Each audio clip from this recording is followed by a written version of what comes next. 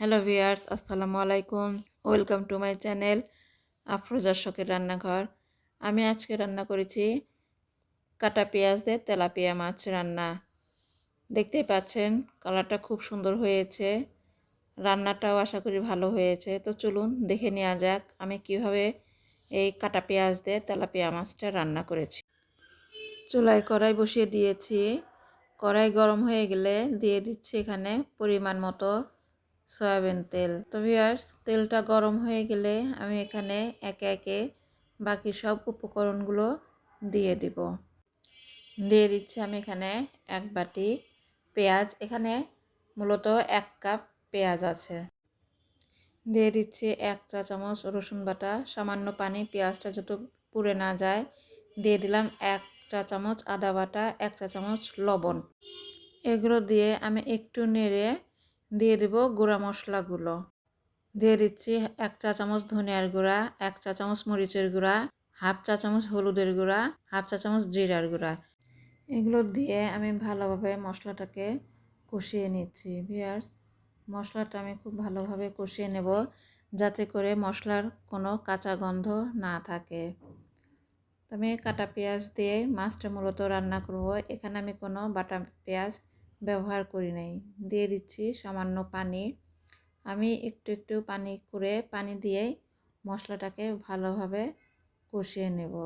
তো দেখতেই পাচ্ছেন মশলাটা আমার খুব ভালোভাবে কষানো হচ্ছে।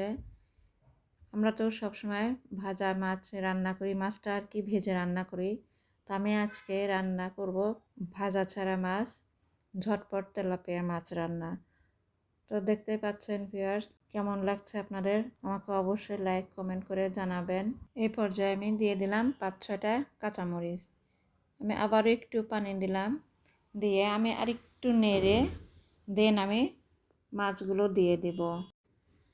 ভিউয়ার্স, আমি এখন মাছগুলো দিয়ে দিব। দেখতেই পাচ্ছেন তেলাপিয়া মাছগুলো আমি ছোট ছোট করে কেটে নিয়েছি। মাছটা বেশ বড়ই ছিল। তা আমি এভাবে কেটে ভালোভাবে ধুয়ে কিছুক্ষণ লবণ দিয়ে মাখিয়ে রেখেছিলাম।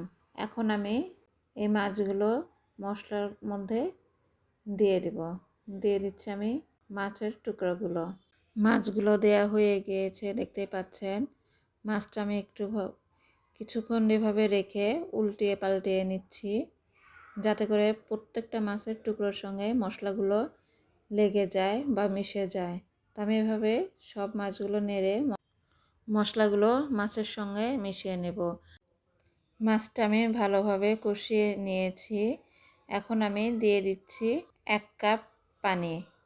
পানিটা দিয়ে আমি মাছটা একটু নেড়ে ঢেকে দিব 5 থেকে 7 মিনিটের জন্য। ঢেকে দিচ্ছি 5 থেকে 7 মিনিটের জন্য। ফিরে এলাম 5 থেকে 7 মিনিট পর। দেখতেই পাচ্ছেন মাছে বেশ বলক এসে গিয়েছে। এখন আমি মাছটা আবারও একটু উল্টিয়ে পাল্টিয়ে নেড়ে দেব। এখন আমি আর ঢেকে দেব না, ঢাকা ছাড়াই আমি এই মাছটাকে রান্না কমপ্লিট করব। দিয়ে দিচ্ছি এখন আমি ধনেপাতা কুচি, আমি কুচি কুচি করে কেটে দিচ্ছি। ভিউয়ার্স, অনেকে আছে ধনেপাতার ডাঁটা কেটে ফেলে দেয়। আমি ওই ডাঁটা আবার কেটে ফেলি না, কারণ ওই ডাঁটাতেই আছে বেশি ফ্লেভার। ধনিয়া পাতার যে ফ্লেভারটা, ওই ফ্লেভারটা আমরা ধনিয়া পাতার ডাঁটা থেকেই পাই। তো দেখতেই পাচ্ছেন আমি ডাঁটা সহ ধনেপাতাটা কুচি কুচি করে কেটে দিচ্ছি।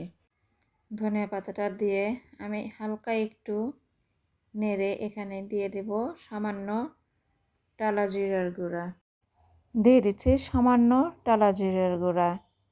এটা দিয়ে আমি ফ্লেভারটা ভালো হওয়ার জন্য ঢেকে দিলাম 2 মিনিটের জন্য। আমি ঢেকে দেওয়ার পরে উঠিয়ে নিয়েছি। তো ভিউয়ার্স, কেমন লাগলো ঝটপট কাটা পেঁয়াজ দিয়ে তেলাপিয়া মাছ রান্নাটা? আপনারা অবশ্যই লাইক কমেন্ট করে জানাবেন, আর আমার চ্যানেলটাকে প্লিজ সাবস্ক্রাইব করবেন। ধন্যবাদ।